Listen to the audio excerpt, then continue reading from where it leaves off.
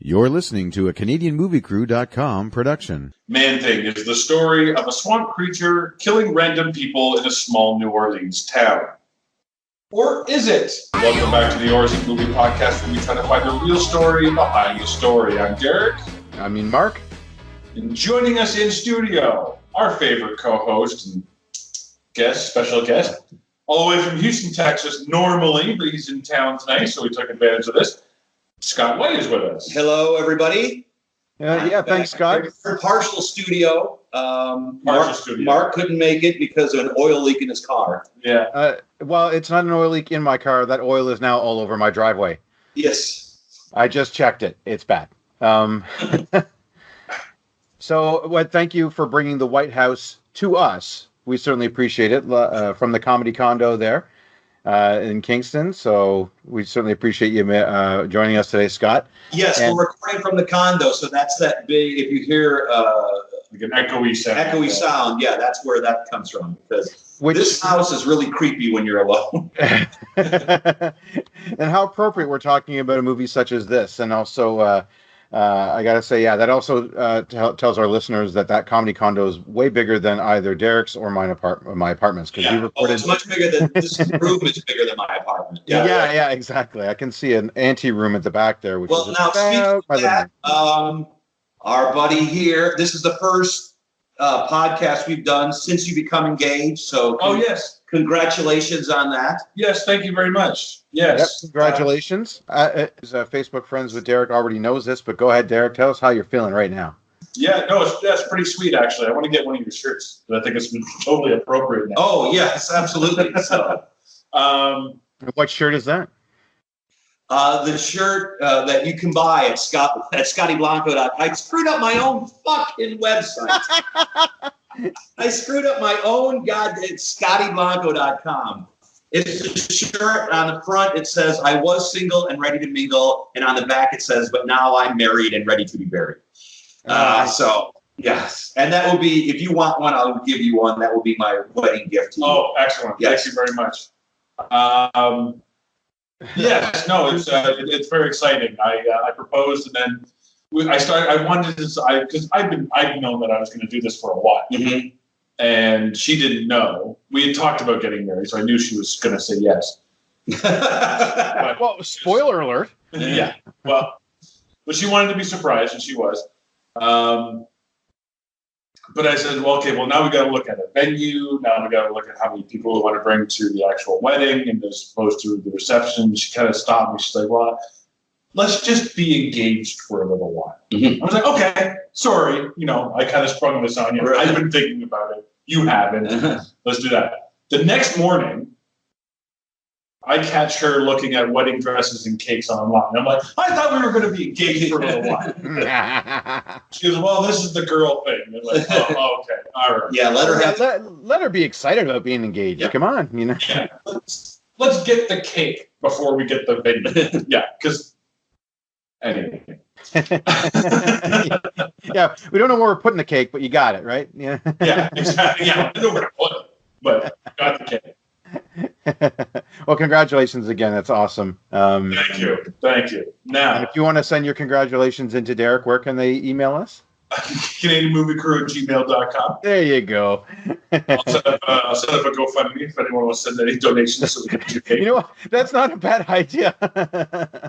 And we're actually tentatively getting married next September, mm-hmm. which is when you're in town, Scott. Normally, I'm usually in town up in this. So I will let you know the date, and if you can be in, maybe talk with the owner and see if you get booked around that same time. You're more than welcome. Well, I've got to perform for Jay in Ottawa, so we'll see if he'll have me back. Okay. So, wow. If your show's in Ottawa or anything like you did here, you'll be fine because you did fantastic. Oh, thank you. So.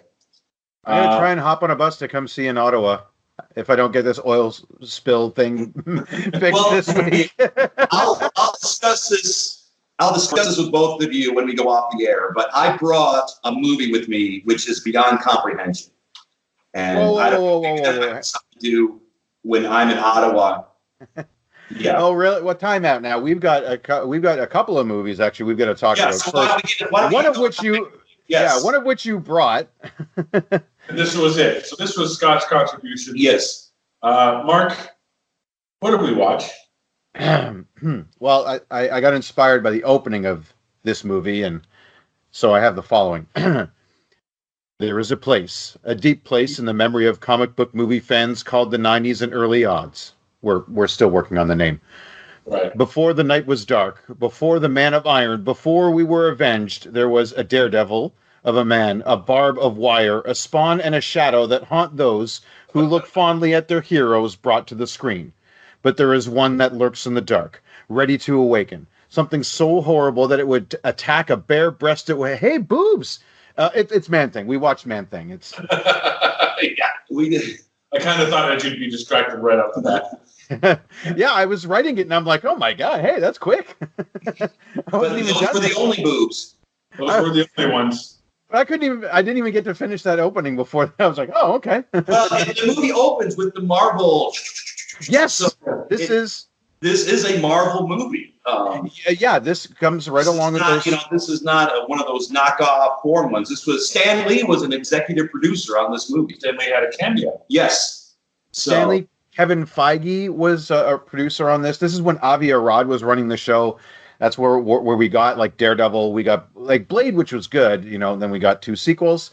So this is that early odds attempt to try and get a Marvel cinematic universe off the ground with whatever characters Marvel actually had. The X-Men were with Fox. Fantastic Four was with Fox. Sony had Spider-Man already off the ground. So here's what's left. But they went way too deep into the pile here. But there's a lot more you could have done before getting the fucking Man-Thing.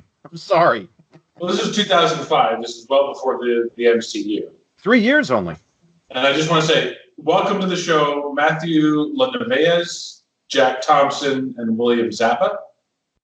Welcome back. oh, we got to welcome back. Rachel Taylor? Rachel Taylor. Yes. From which movies? Well, she was in Transformers. 2 years after this, she was in Transformers. I know her also from Jessica Jones. She played Trish Walker, aka Hellcat. Okay. But Which what movie more did business we? shows? Yeah, I was going through IMDb and maybe I missed it. The Darkest Hour. Oh, you know what? I was not on that review. Yes, That was you. That was you and Tex. No, you were on that. Are you sure? were on that. Oh yeah. That was way back though. Yeah, that was He was in the that. early ones. Also, See No Evil. Oh, with Kane. Yeah. Yeah. So she was the blonde, obviously, in that one. You mean the blonde with the flawless Louisiana accent? Oh my God. Yes. There's a reason the accents are bad. I don't know if you know I don't. it. Okay, well, I'll save that till the end. Okay. There's a reason the accents in this movie are fucking terrible. Everybody is terrible. Oh, yeah. Aside from the main character who doesn't have an accent. Who's a Yankee? Yeah. So, which they established, yeah. Yeah. Well, there's the one guy, Alex O'Loughlin. He's an actor. He's from the States.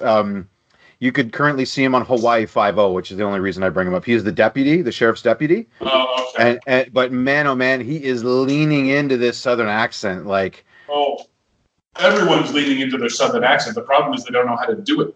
Or keep it. Or keep it. Those Yeah. accents start and stop like a car in traffic. Yeah. I really want to hear from you on this one, Scott, as our resident Texan. Well, I'm not a resident. I mean, I am a resident Texan, and I know people. I work with people from Louisiana. These accents aren't even close. These aren't even close to Southern accents. No. They're not. So, and Louisiana is a separate accent all in itself. They would have done themselves a huge favor if they didn't set this movie in Louisiana. Just set it in the South somewhere, and then Florida. the accents would have been passable. Yeah. But no. No, Louisiana is it's an accent. It's like a Boston accent. It's just an accent among itself, and none of these accents were close. If a Louisianan was here, Louisiana nerd, yeah, they would just like bullshit. They'd be calling bullshit from the start. So I had the pleasure of spending. bullshit. Okay. I had the pleasure of spending 10 days in Louisiana. It was a work thing. And actually right around this time, right around 2005. And yeah, even I knew, I'm like, this is bullshit. I wasn't sure it was set in Louisiana, to be honest. And the thing is, you're right. They should have said it somewhere else because I did the homework. Man-Thing from the Florida swamps. Yes, in the He's not even- from Florida. That would have been so much better. Yeah. He's just Oh my God. too close to Disneyland. What's going on? So we get the scene with the opening dead meats. You know they're dead meats because they're drunk at a party having sex. Yeah. Which is a straight Jaws ripoff. The beginning of Jaws, where everybody's having a party and they run off and one gets killed. This is just a straight Jaws ripoff, right from the first shot, first scene. Yeah. Well, and appropriately, this is, and we've talked about this a lot on the show, especially during our retro spook tips. This is a classic, like in lieu of Friday the 13th. These kids are doing like a classic Friday the 13th move, right? Go out into the middle of nowhere and get killed by Jason. Right. What I would love to have seen is what happens after the boyfriend gets killed. Because they just cut. Yeah. Right. So you kind of figure, does she run back topless, claiming that a monster ate the boyfriend? Covered does. Covered in his blood. No, that's not blood. Whatever was splattered on her was not blood. That was some sort of viscous oil that I don't know what was that guy. Maybe it was an android because what spurted on her was not blood. It looks a lot like what's in my driveway right now. Yes. But you're right. No, but Derek, no, she didn't have to run back topless. She had to row back topless. So she, yeah, they walked to the boat. but they were actually drifting while having sex on this canoe. So she would have to row back and then run back. Row your boobs gently down the swamp. You know, She had to biathlon her way back to the party. Yeah. Portage, if you will. You know, I don't know if she actually picked up the canoe and carried it. And it's also the cliche, why does he only kill him and not her? Well, yeah. I mean, honestly, though, for this movie, I have no idea why Man-Thing's killing anybody except the bad guys. Well, I am actually a fan of Man-Thing, the comic book. Oh, you are? Okay. Yes, I am. That's why I bought the movie. I'm a fan of the Man. And the Man-Thing is nothing like Swamp Thing. They got the character 100% wrong. In this. Yeah.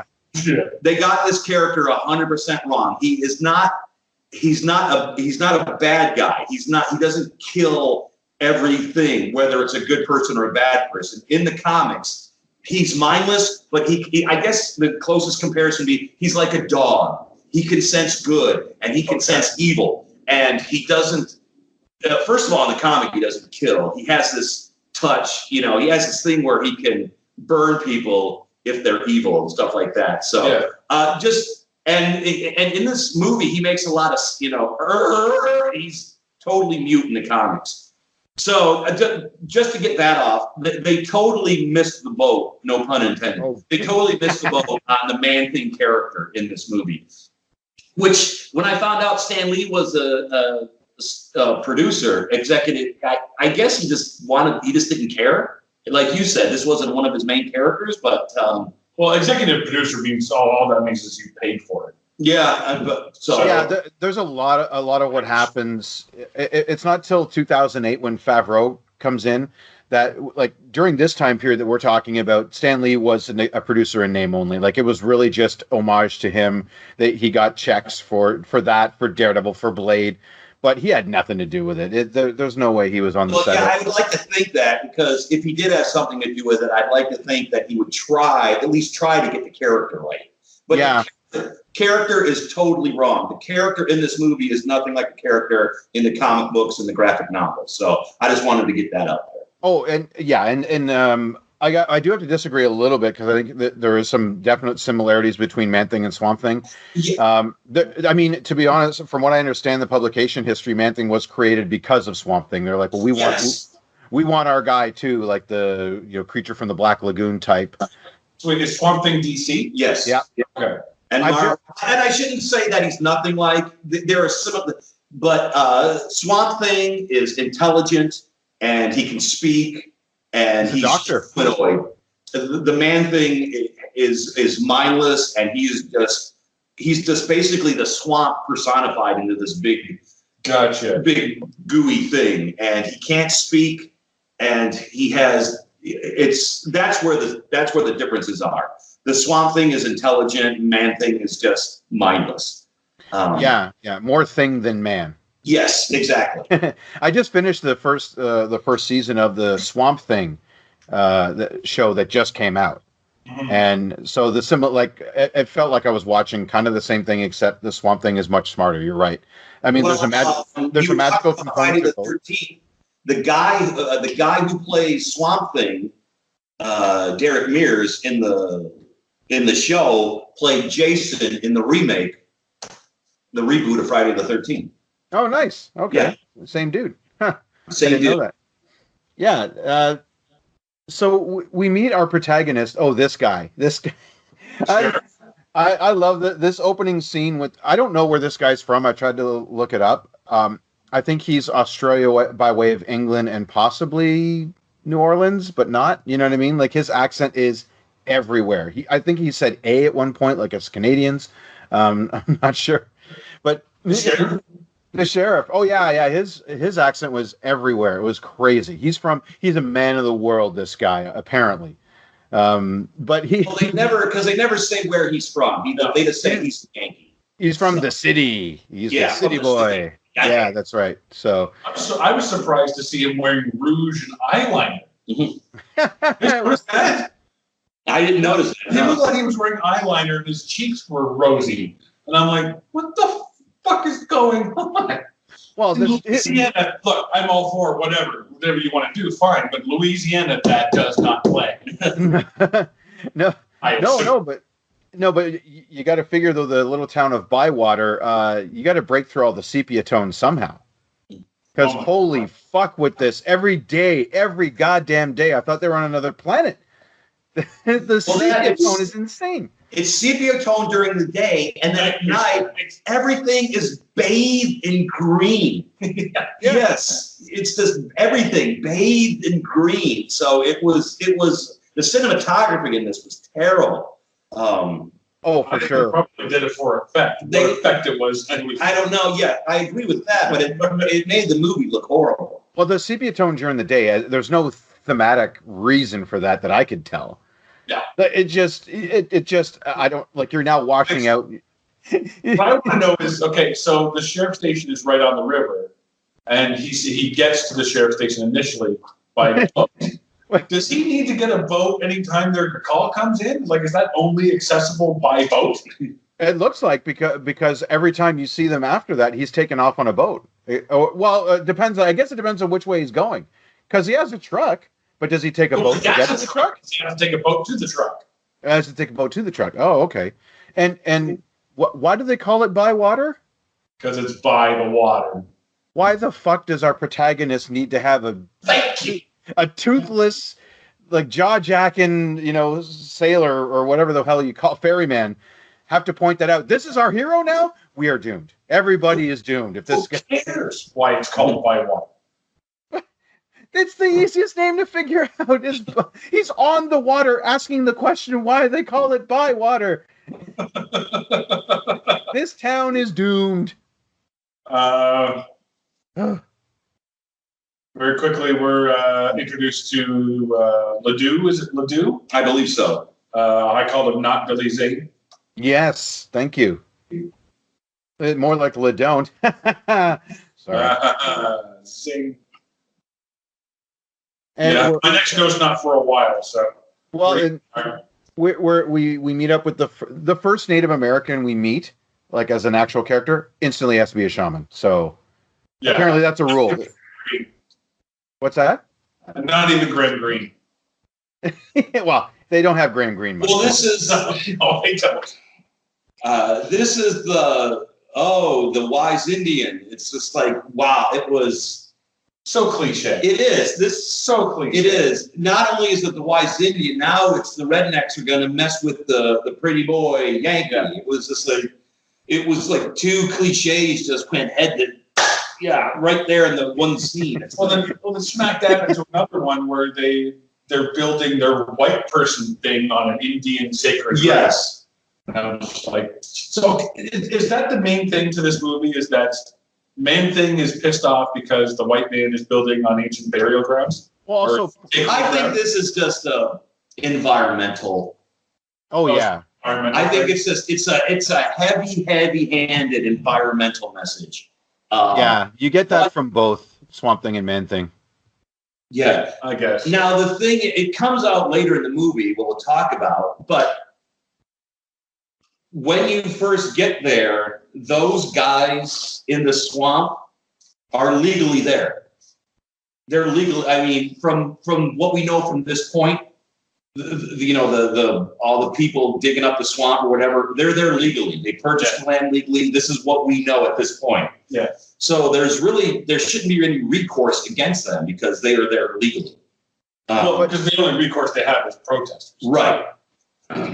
Yeah, because they're somehow poisoning. They're somehow poisoning the swamp. That's I guess the big message. We don't even know what the hell this factory thing does. It's the cheapest looking thing, by the way. Like Yeah.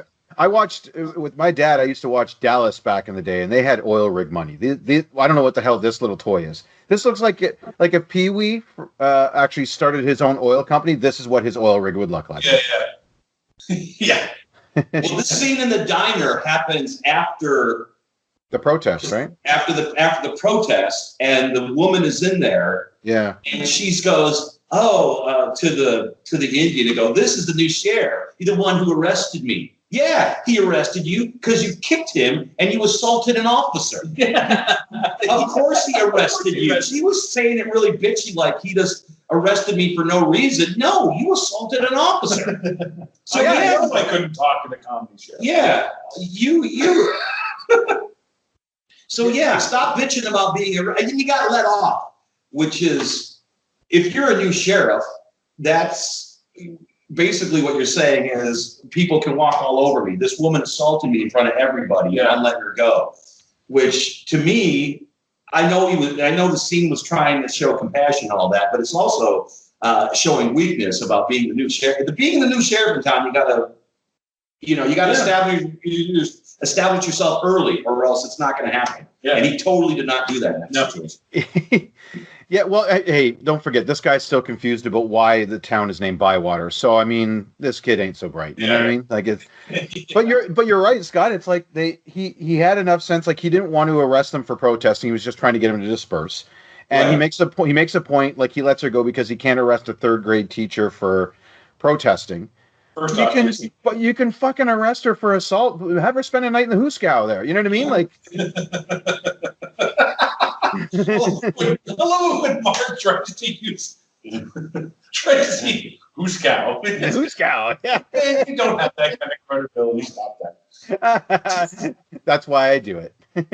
You've never gotten a jaywalking ticket. Like, come on. No, lots of parking tickets though. Oh, parking tickets. Oh, well. Yeah. You rebel. Yeah. You don't know what it's like on the inside when you're trying to pay your ticket online, you know. So they go after this Ledoux guy, right? Yeah. Just because. They go after just because he was the one, him and his partner, Ted Salius. Salus? Yeah. Yeah. Yeah. Well, spoiler alert, he's the man thing. Yeah, that's the actual name Is of he? the man He thing. is the man. Yes. Yeah. That's his name in the comics, and that's who the man thing is. Oh, Yes. the Ted Salius, that was the chief that disappeared? No. Ted Oh. Salius and what's his name? You just said his name. No, not Billy Zane. Ledoux. Yeah. Not Zane. They sold the land to these guys. Right. But Ted disappeared, and what they want people to believe is that he just took the money and ran. Right. And I guess with a spoiler, what happens is we find out later that the guy who runs the company shot Ted and Right. buried him in the swamp. Okay. And he just pretended, he had false paperwork that he sold him his land. And so it's a horrible explanation of why in this movie it's magic that he becomes this, Sure. in the comic book, you're wearing Mark's wearing his Captain America t-shirt. I don't know why I'm pointing this out on a podcast because in the comic book, the reason he becomes Man-Thing has to do with the Captain America serum. The super soldier serum. Yes, that's he's trying to he's got it and he's trying to modify it in the comics, and Hydra is after him, so he injects himself with it, and then he gets pushed into the swamp. That's how he becomes Man-Thing. It's not explained here why he becomes Man-Thing. He gets run off the road. He gets run off the road. The bad guys are chasing him, and his car tips into the swamp. So the super soldier serum combined with some magic, he now is the embodiment of the swamp and is an environmental. We get no explanation why. In this one, it's voodoo magic that he becomes. Yeah. We think it is very. Here's what I'm amazed. Both of you know so much about Man-Thing. I've never even fucking heard of him before. Like around since 1975. What year were you born? 1980. He was around. He was 5 years before you were born. Yeah, so I like to think that I have a good general working knowledge of most comic book properties, but you know what? I will admit. I mean, I've heard of him. Yes, of course, seen it on the comic book shelves. But I had to do the wiki reading for this one because I had never had any interest. I was never a fan of. I'm like I said, I'm a fan. So okay. Yeah, I've never had any interest in either of the things, Swamp or Man. The Thing from Fantastic Four, though, fan of his. But anyway, that's another podcast. Yeah. Well, it is another podcast because there is a comic book where the Thing meets the Man-Thing. Oh, yeah. Yes. So they have things to talk about? Well, they do because through magic, because the Thing and the Man-Thing, they're permanently in their, he's permanently the Thing. They can't change back and forth. Right. In the comic, through magic, they're able to turn back into their human forms for a while. So they have these conversations as Ben Grimm and Ted Salius through this magic. So it must be an exhilarating comic book. People talk to each other. Yeah, and they missed out on the title Stranger Things, which is what they should have called it. Yeah. Oh, by the way, do you know the bad guy's name, Derek? Hang on, I'm going somewhere with this one, Scott. You know where I'm going, I'm sure. Actually, I don't. Okay, so so it's written on the equipment Schist. Schist, yeah, okay. Yes. Guess what the first name is? Actually, more to the point, the first initials. It's F.A. Schist. Fascist. Fascist. That's the bad guy's name in the comic book. F.A. Schist. Jesus. A little on the nose there, don't you think? There's no subtlety in it. They hammer you over the head with the environmental. It's that there's no subtlety in this movie whatsoever. That's the weird thing is you have that sounds like he should have been a Captain America villain, right? F.A. Schist. Yes. Like fighting, oppression and racism and stuff like that. Not your environmental comic book. What? Like you miscast your villain here. Is all I'm saying. Like. Yeah. So they're going after this LeDuc guy, and for some reason they're only going at night. Yeah, I know. So they're in the police cruiser boat, which they didn't use that to pick up the sheriff. I don't know, but they're paddling the boat through the swamp. Yeah, the engine breaks down. Yeah. Oh, the engine break down? I thought they were trying to be quiet. No, the engine breaks down. Oh, okay. See, I was like, you're being quiet because you don't want to alert your presence to this LeDuc guy. No. You have magic lights going, and I was confused as to why that was happening. No, buddy. The deputy makes a point of like, I got better things to do with my day than keep fixing this engine. Like they're not a well-funded operation. This Bywater police. To be fair, I watched this at work last night, and I kind of nodded off. So. I watched it. What time did you watch this? I watched this starting at about 2:00. That's about when I started watching it. So yeah, because I was a few hours ahead of you guys, and I was a couple of beers in. So you were watching this at 2:00 in the morning? Yeah, because I watched another movie before this. Oh, spoiler! The other one. You watched the other movie. All right, stay tuned for that. Movie, yes. Okay, so you did a little nasty marathon. Okay, I did. I love the security at F.A. Schist's operation there. We got what? This is his kid and his buddy. His kid and his drinking buddy. Yeah. Drunk. Yeah. The out of shape security guard. Yeah. He's got a shotgun, but the son has a friggin' assault rifle. Yeah. It's like that scene in Predator. Yeah. Yeah. How dare you? No, this movie rips off everything. But yeah, but I like how, so there's the one night they're guarding the place and the son sees something, so he lets go, right? And he starts firing away with his machine gun and goes into the swamp. And Buddy back at base there, he's like, get back to your garden. It's like, he's doing his job. He's chasing down the perp. Does he think he was just firing it off for fun? I mean, you tell me, Scott, is that a thing in the States? Like you get bored and you're on watch and you start firing your gun at random? Is that a cool thing if to it do? was in Florida, I could understand it.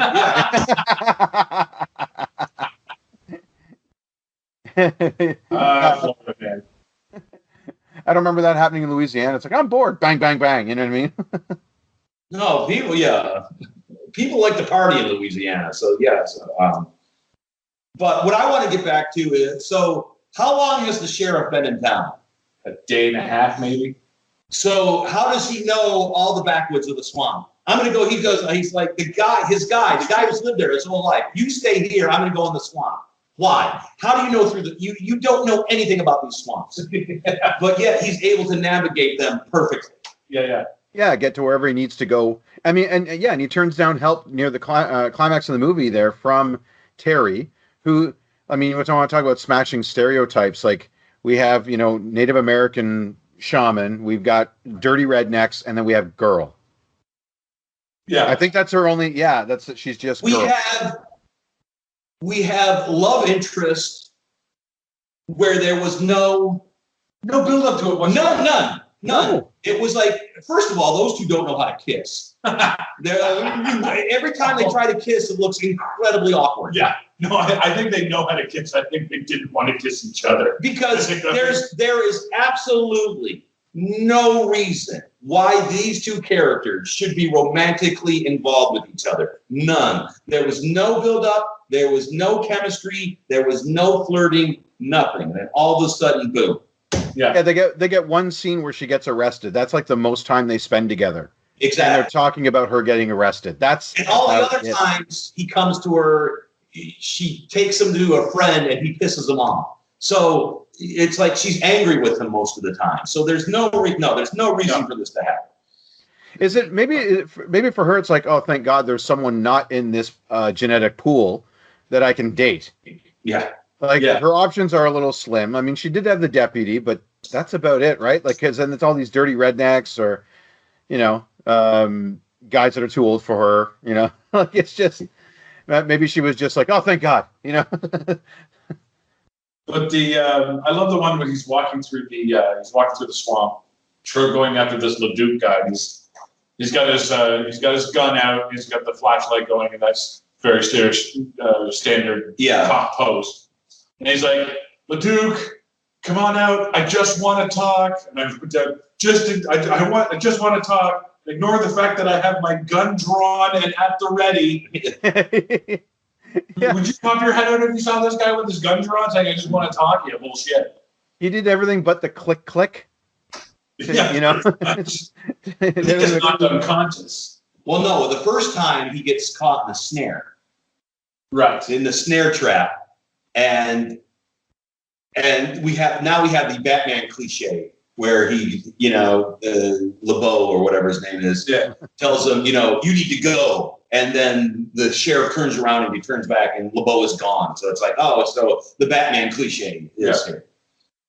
But then later, you're right, he does get knocked. And it's the knocked out cliche where he sees the monster and then he gets knocked out. And while he's unconscious, the monster didn't do anything. Man-Thing didn't do anything. No, didn't he kill the deputy? He killed the deputy. And while he was killing the deputy, the sheriff got knocked out. Yeah. So why not walk over there and kill the sheriff if you're the Man-Thing? Yeah. So. Well, it's just good in him. But I noticed that the sheriff, when he got knocked out, he fell on his right-hand side. But when he wakes up, he's on his left-hand side. So somebody had a little snooze. Yes. Over in the swamp, And you're telling me he's not covered in leeches and after lying in the swamp for that long. They make a point too of they make a point of him like swatting bugs like rapidly. So he would be covered in mosquito bites. It's not going to be covered. You're right, with mosquito bites. Yeah. Oh yeah, he'd be like a mosquito pin cushion. Yeah, he'd be malaria bound. That's like a run on gag in this movie where he keeps swatting mosquitoes on his face. He's like, oh, everything's alive. On his neck. Yeah. He also does the Indiana Jones cliche. What was it? Everything's what's that line from the Indiana Jones movie? Everything here is alive. That's why we call it the jungle, baby. Yeah. Everything's alive. That's why they call it a swamp. Yeah. There's too much alive here. Okay, it would be all right if this was a thing where he was forcibly transferred, like he did something bad in the city, whatever that city was, and he was being punished by being sent to this backwater town. No, he voluntarily signs up for this duty. He filled out the paperwork. He packed a moving truck. He was looking forward to it. Looking forward to asking why they call it Bywater. He had everything at the ready. This was his own damn choice. Stop your bitching. Yeah. You've been there 2 minutes. You've already got the hottest girl in town as your gal. Somehow. Well, there's 2 women in town. There's the hot chick, the hot blonde, and the black woman that runs the cafe. Right. Who's flirting with him? Yeah. Yeah. It's like I would see them kissing more quickly than those two because she's actually flirting with him. Yeah, well, kind of. She says the first coffee's free, the second one's double the price. Yeah, I laughed at that. I actually liked that. I've never heard that one before. I thought that was funny. It's like, well, and perfect opportunity for him to say, well, then I'll just stop at one. Yes. Oh yes, thank you. I'm just gonna witty comeback. Yeah. You're the other protagonist. Yeah, I exactly right. This guy has no charisma. No. Our protagonist has no charisma. No. And you can tell because like Rachel Thomas has gone on to do other stuff. And the deputy has actually a decent career. He's playing a cop on TV now, and has been for like I think that show's on like 6 or 7, maybe 8 seasons now. Like he's been playing a cop on Hawaii Five-0. This guy, I've never seen this guy before or since. No. The sheriff. No. Like he looks like a soap opera actor. He's somebody's nephew, I'm guessing. That was trying to break it. My name is Sam Lee. Yeah. We're gonna have to change that, or else people are gonna start. So this is where we get the big thing where he goes to the shaman with the girl, confronts him, like, oh, what do you know about Man-Thing? Tell me the truth or whatever. It's like he was totally willing to tell you everything. All you had to do was ask the right questions. Yeah, there wasn't really going to be much by way of riddles or you've got to find the ancient book of whatever. You're right, and all he did. Well, I don't believe it. Well, okay, well, why the fuck did you go to the guy? Yeah, and this is after he saw him. This is after he saw the Man-Thing. Yeah. You saw a literal monster rip your arms and legs simultaneously off your deputy. Yeah. And you're like, oh, I only believe in facts. Well, I'm a cop. Yeah. Like, no, you're an idiot. Yeah, exactly. What did you guys think of Man-Thing O-Vision? Oh, yeah, it's like Slender Man vision, but where everything is just... I kind of saw it as a quick motion. Oh, what the hell was it? Virtual Boy. Because all red and black. Yeah, but it was just moving really quickly. Why it was moving quickly?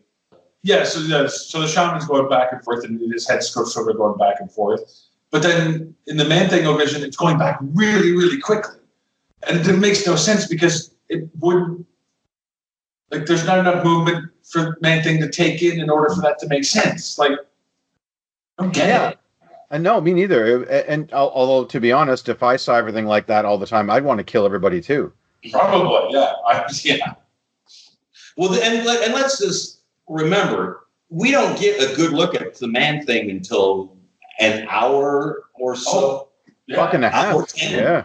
This movie is only an hour and a half. Well, which is weird because when I looked it up on IMDb, it says the movie is an hour and 45 minutes, but this version is only an hour and a half. Yeah. So I don't know if there's another version out there. Or what. There's an extended cut. There's an extended cut. There's a Snyder cut. But yeah, but it's like an hour 5, an hour. I mean, and maybe they're trying to do the Jaws thing where they're trying to hide the monster, but I don't know. What did you think of the look of the man thing?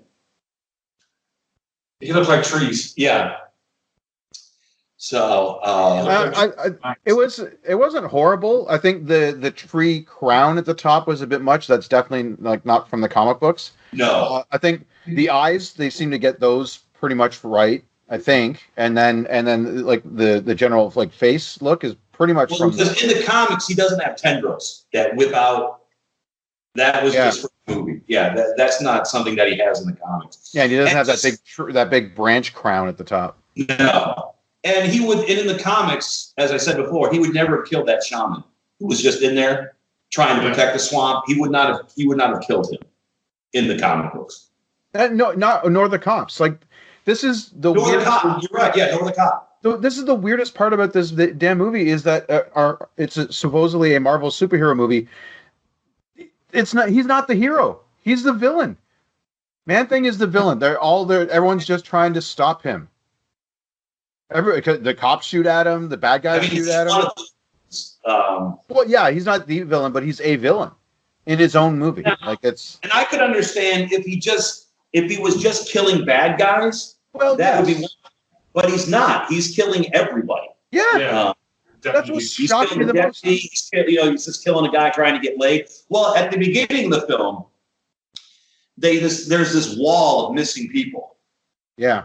It was like 2 dozen or 3 dozen, just an enormous amount of missing people for this small town. Yeah. That drove the old sheriff nuts. So out of 3 dozen people, all of those could not have been evil. So so they just got the character totally wrong. I mean, that's like if Batman just kills everybody, just goes out in the street, kills the guy, the thief, and the victim. You know what I mean? Yeah. It's like if Batman was Venom. Pretty much. Yeah. kind of. But That's what this is. This is what that movie. This is movie. If Batman was Venom, that's what Man-Thing is. In the swamp, yeah. In the swamp. Yeah. I totally turned off from this movie. I will not be buying a Man-Thing T-shirt from the comic book expo. That's not happening. I'm sorry. This thing is just brutal. But I'm a fan of the comic book. Yeah. I love the fascist guy talking tough to the sheriff after he makes the girl for no reason. Mm-hmm. He says, blah, blah, blah, I'm not going to take any shit from you.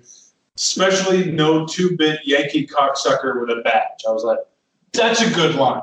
This movie sucks, but that's a good line. Yeah. Then they ruin it, but he immediately gives him the finger and says, fuck you. Yeah. I'm like, no, you had a walk away line. Yeah, that was a mic drop.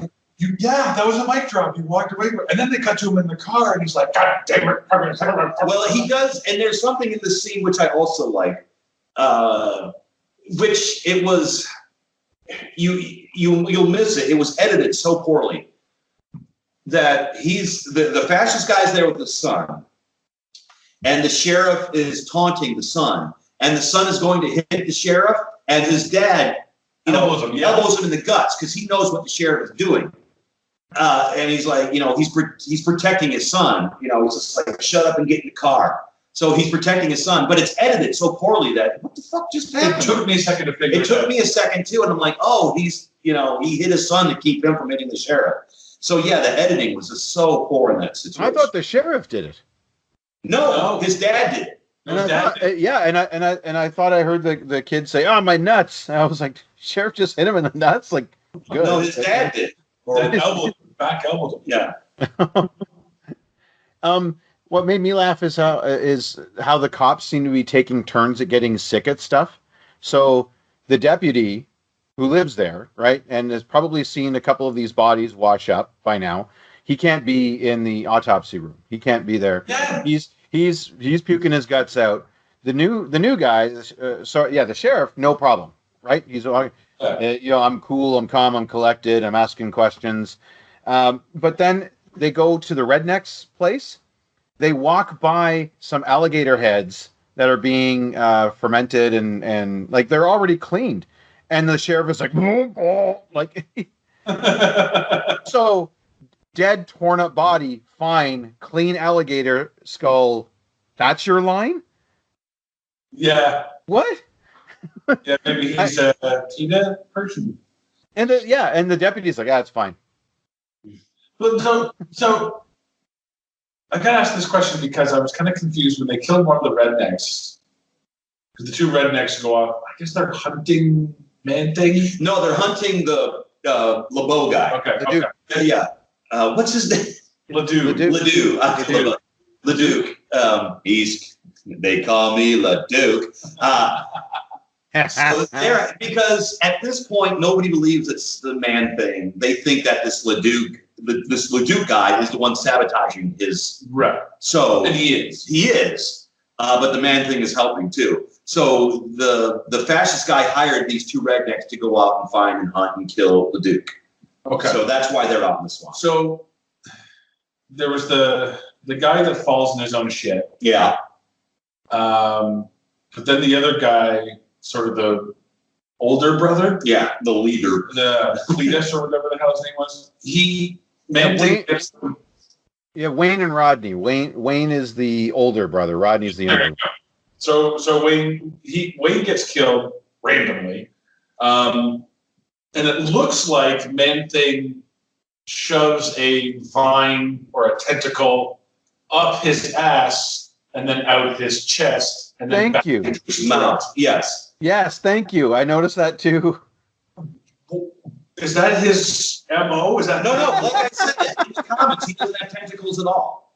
Okay. Yeah, he doesn't have those tentacles. Do not exist in the comics. Oh, okay. So no. That was sort of a la Evil Dead, the forest, where Yeah. Well, yeah, he doesn't have the tentacles, so he shoves his hand up his victim's ass and then uses it like a puppet. That's the Man-Thing's MO right there. Because they, I think on a previous corpse, they're like, oh, well, why is that thing coming out of his mouth? He's like, it's coming actually from inside. Yeah. They think that they shoved a tree branch down his throat, but he's like, no, look at the way the teeth are splayed in the tongue. That came from inside, right? And then, we see it, but it looks like it got shoved up Wayne's ass. And that's what Man-Thing's been doing.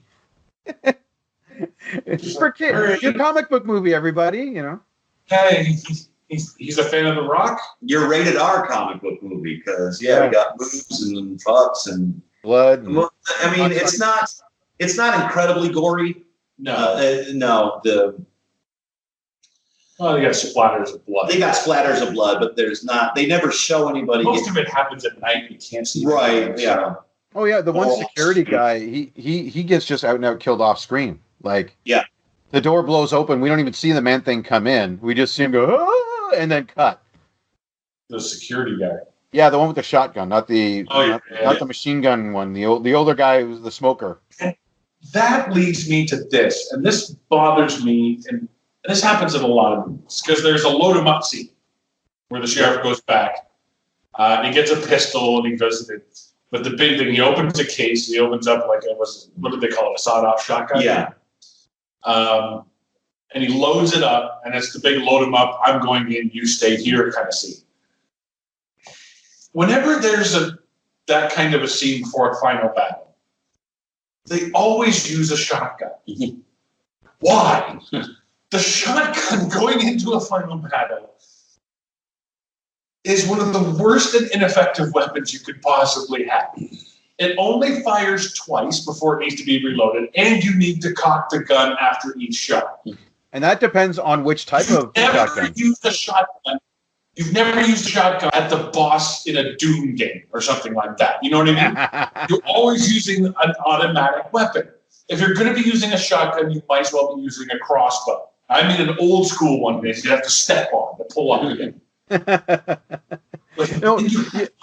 Rifles. You're right. You're absolutely right. I always see this too, because they pick that gun and they also happen to show like well, I would pick that one and the other one and that one over. No, we're not. No, okay, we're taking the shotgun. Never mind. Like they always have better guns. It's look, and you'll put in the bullet. Sure. Snap. I mean, that's why they do it. But The only shotgun I've ever seen that's any good was from the Expendables. Terry Crews has one, but it's actually it's like an automatic shotgun. It's a big drum-fed thing that boom, boom, boom, boom, boom, boom. That's the only shotgun I would ever want because it actually is awesome. But I mean, that's really they don't have one of those here. You're right. They have hunting rifles and stuff like that. It's like they just got them down at Walmart. If this place has some, I don't know. And then what does she find out? She finds out that the sheriff before him was murdered. He found a bullet. So they're like, oh, the fascist guy must have killed the sheriff. Because the sheriff found out what was going on. Yeah. No. They say the first sheriff, he found out what was going on. He knew the truth about Silas or whatever his name is being murdered and put in the swamp, and how he didn't run away. He knew the truth. So of course he got killed. So. And how do we know this? The bad guy does he confesses everything for no reason speech. Yep. The exposition bad guy speech. I'm so evil I don't care who knows what I did. Right. That's right. That's right. Because I run this town cliche. Here was my favorite line of the movie. So when she finds out that the old sheriff was murdered, so she has to go into the swamp and find her new boyfriend to protect him, to let him know. It's like, I think we all know at this point. But she runs into the swamp and immediately finds him in the swamp, which is one thing. Yeah. With a cell phone. She lives there. I don't. You know what? I don't mind that. Like this guy has been there for a minute and a half. But it's 2005. Get on your Nokia 9020. Your flip phone. Yeah. Well, anyway, so they're looking for LeBeau, and she goes, "He's in the dark swamp. You follow me. You'll never make it to the dark swamp without me." So he's followed her to the dark swamp, and he goes, "Are you sure you know where you're going?" And she goes, "Yes, I think it's this way." That was my favorite line of the movie. Do you know where you're going? Yes, I think it's this way. I didn't even catch that. Yeah. I heard it, but I didn't catch it. Wow. And then what happens? He confesses. Bad guy stuff. And the dark swamp is right next to the factory. the factory.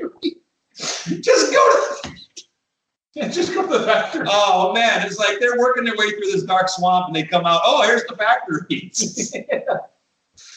Like running through a sewer and it's like, oh, we're at Buckingham Palace. This is where it leads. Oh, what we know. Yeah, I like how so the swamp we've gone out into every night isn't dark enough. We have to go to the dark water. What the fuck is the difference? Like the regular water, dark water? I don't get it, because when they're in there, it's just as damn dark. How long? Apparently, LeBeau has been living out in this dark water swamp for months. Where is he living out in this dark water swamp? Yeah. Yeah. It's like the Legion of Doom just pops up from under. Right. Yeah. Meanwhile, the Legion of Doom, LeBeau. Meanwhile, at Legion of Doom headquarters, LeBeau is tying a trap for our sheriff. And then there's the end where the fascist guy has cornered our good guys, LeBeau, the sheriff, and his girlfriend. And he does the classic, I'm not going to shoot you, even though I have the chance to shoot you. Yeah. And he does that. Well, what are you going to do about it? Nothing, but he is. And then he turns around and Man-Thing's there. So, right. So the hero of our movie is going to be the murderer, not the cop, whose job it is to protect the citizens, right? Like this Man-Thing is just thinging around. And so that's going to be your weapon. What if he didn't show up? Well, I'm not going to do anything, but he is. He is. All right. Screw it, I'll do it. Bang. Yeah. Fuck. The fucking paperwork. Blam. I want to talk about this photographer, paranormal investigator guy. Oh, I haven't touched about him. Yeah. Yeah. You want to tell us about him, Mark?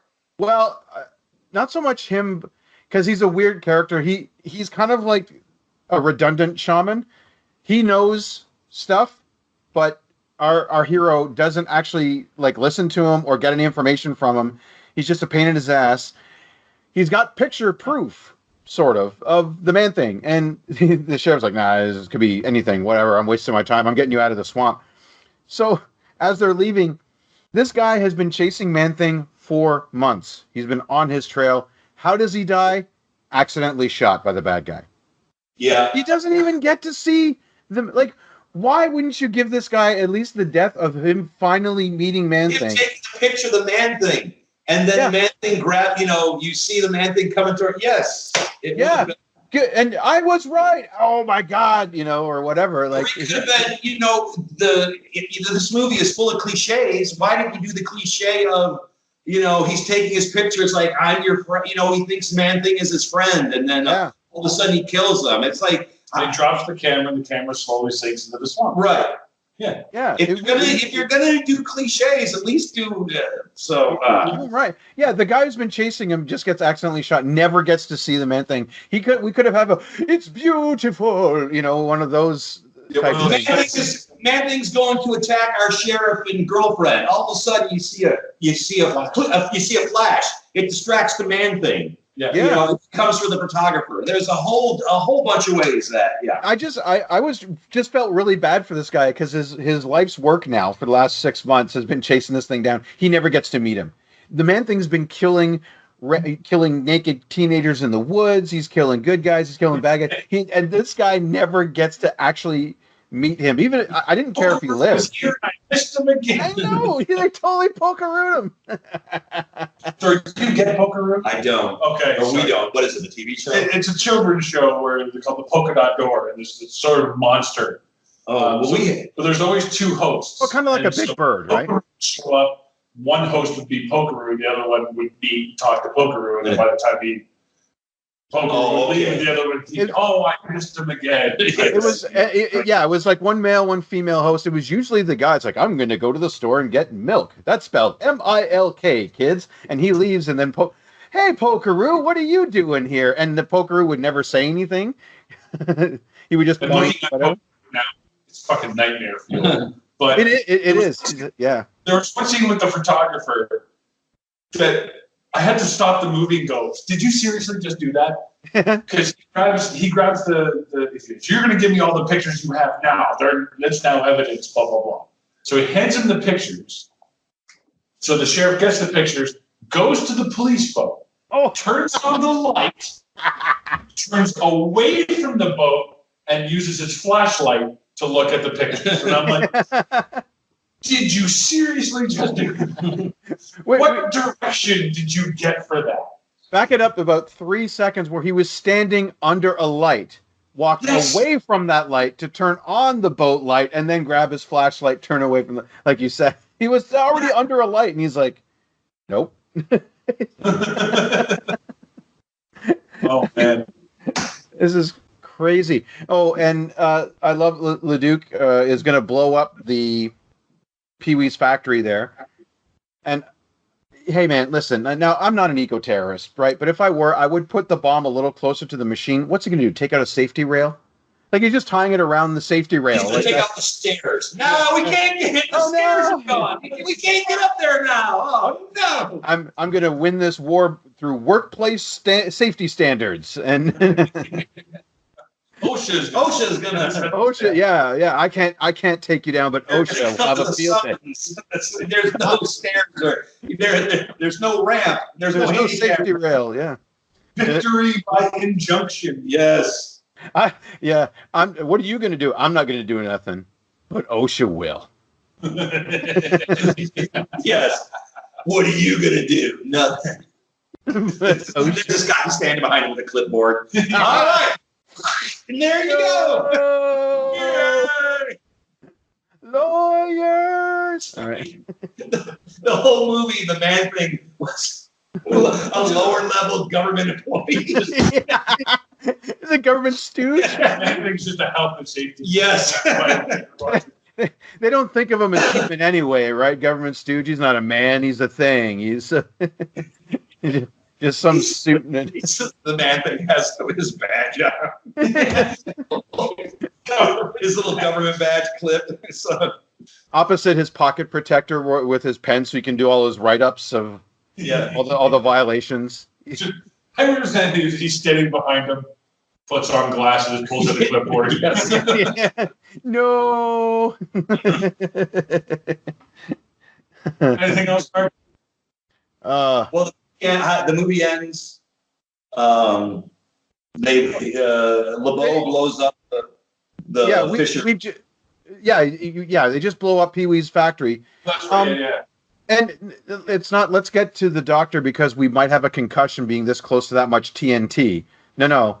Let's just make out in the swamp. Yeah. This may be the concussion talking, but you're a trash. Sorry, Scott, you were saying? Okay. No, it's like he blows up the Fisher Price factory and then the man thing it just crumples up and he lives through the explosion, but after the explosion is over, this is what I think happened is that he sees that the danger has gone to the swamp. He's no longer needed. Right. So he disappears back into the swamp. So I don't think the explosion killed him, but I think, okay, I'm no longer needed here. I'll go back in the swamp, which could have been sequel, but in case. They seem to go to the trouble to make the effect of him getting like lit on fire, blown up, and then it's like the back half of him is missing, and then magic, you can see him reassembling, and then it looks like he's being forced back into the swamp though, like he doesn't want to go. That's it. Maybe the swamp is claiming him because he's no longer. It's whatever it is. It's very unclear. It's very unclear what happens to the man thing. Yeah, they tucked him away in case they got a sequel. Fuck you. I'm getting a sequel on this one. No. This movie shouldn't have happened. I'm sorry. There was other Marvel characters they had licenses to. There was some. They started with Blade, for crying out loud, then went to Daredevil. I mean, come on. That is the progression. Blade, Daredevil, Man Thing. Oh God. This is amazing to me because if you had the Avengers available to you, why did you even start with Blade? You know what I mean?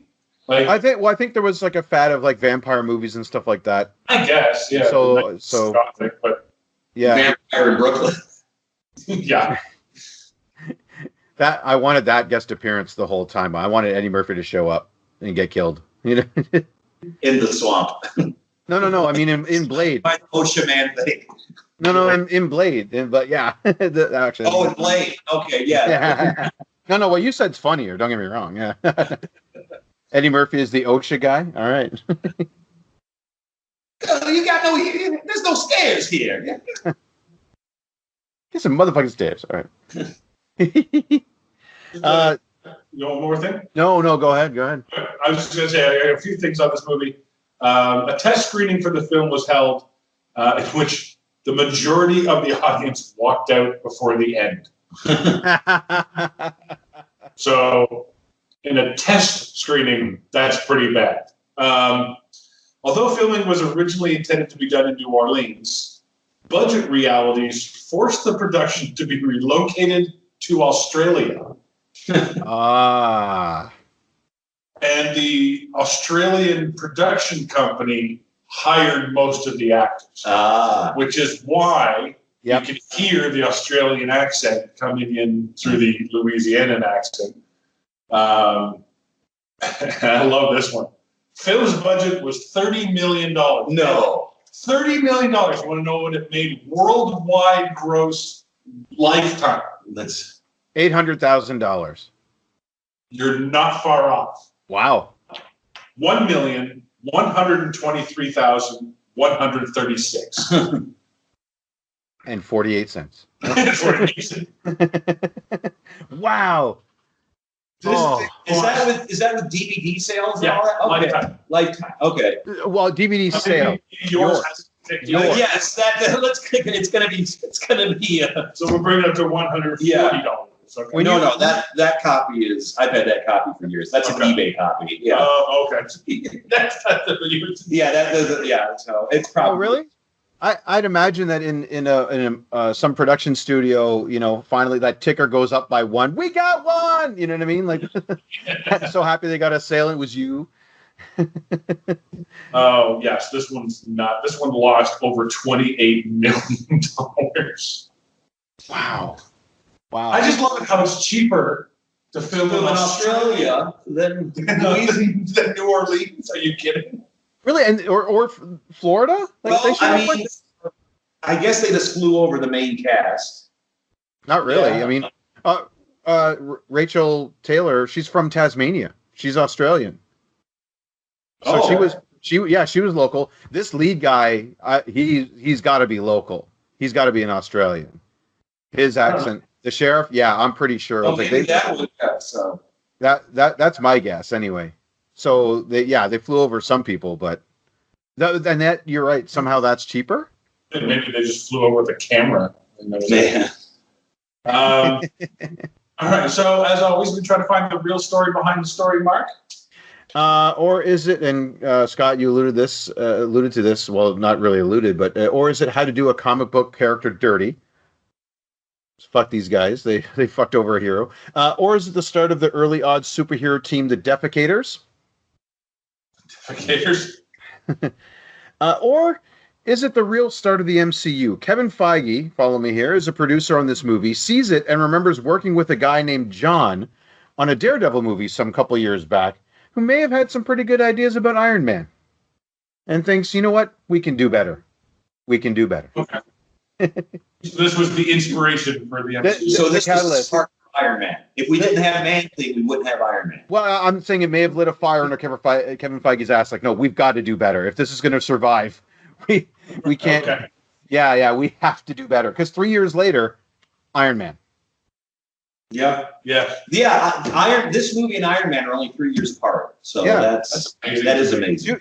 2 years since Daredevil, and then 3 years until Iron Man. That's right in the. This thing's right in the middle. His Man Thing is Daredevil came out before this? 2003. Oh, wow.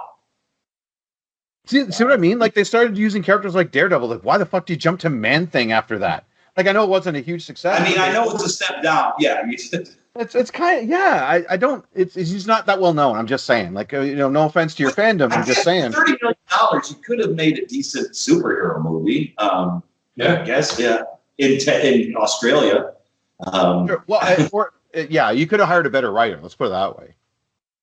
Just give me that. Just give me someone who knows the material. Like Scott, you could have written a way better movie. You're familiar with the yeah, comic? I mean, I could have done the character more justice. Yeah, absolutely. I'm pretty sure this is not why the movie's awful. I'm pretty sure it's not why this movie bombed, that they didn't do the man.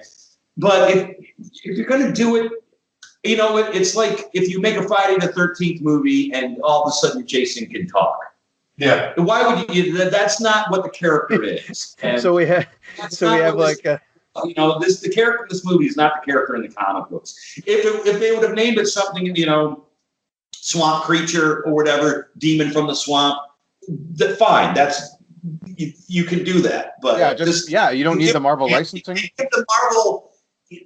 That Marvel thing at the beginning of maybe it didn't mean that much in 2005. No. But when you see that in front of the movie, you're thinking, that it gives the movie credibility. And like I said, this was only the third or fourth Marvel movie, so it didn't mean much back then. But Well, it sets an expectation, though. See that, it's like, oh, this movie's probably going to be pretty good. It's associated with Marvel, and it is not.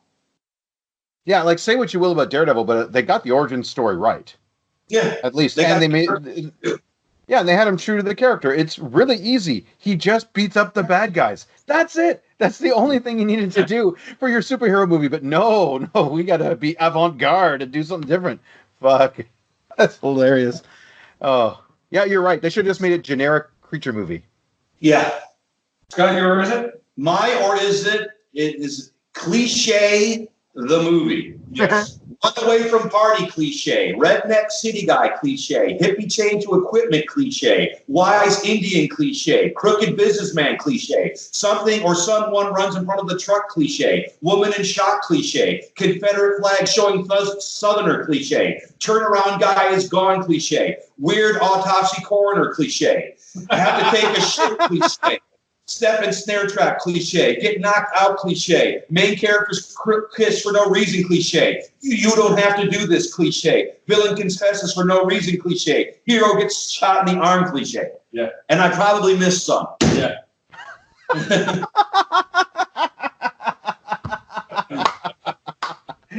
That was almost part. Yeah. Derek, follow that. Yeah, well, no. Sorry, did you have any more, Scott? Did you have any more? No. No.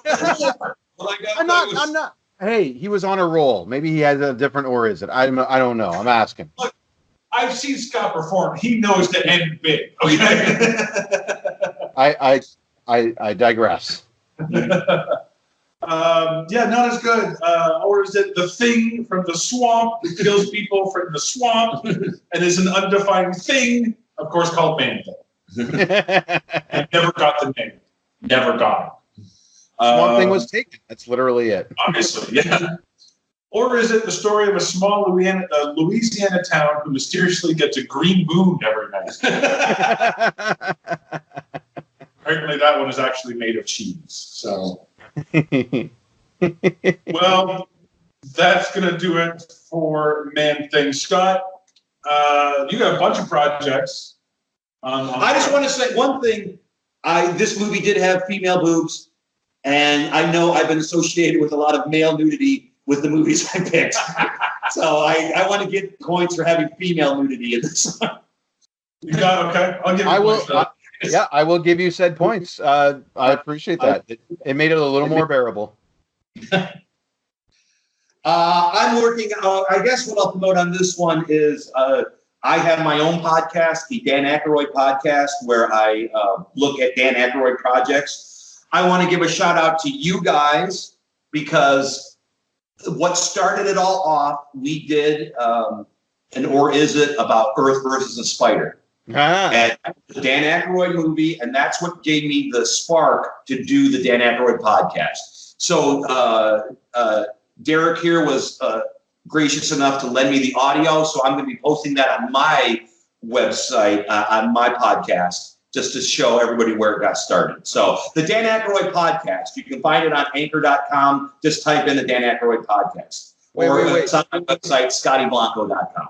So we're your origin story? Yes. And I fucked it up when I posted it. I fucked up. I made you guys look terrible. You cut out all the jokes. Yes. You are my origin story. It's just origin. What was it? Origin Trump. And then you're my origin story. Origin story. Okay, well, that's going to pretty much do it. I'm Derek. Mark. I am Scott. Join us next time. We'll take a look at the story of Stephen Hawking and his wife as told through the world of Lego. Eddie Redmayne and Chris Pratt lend their voice talents to The Theory of Everything is Awesome.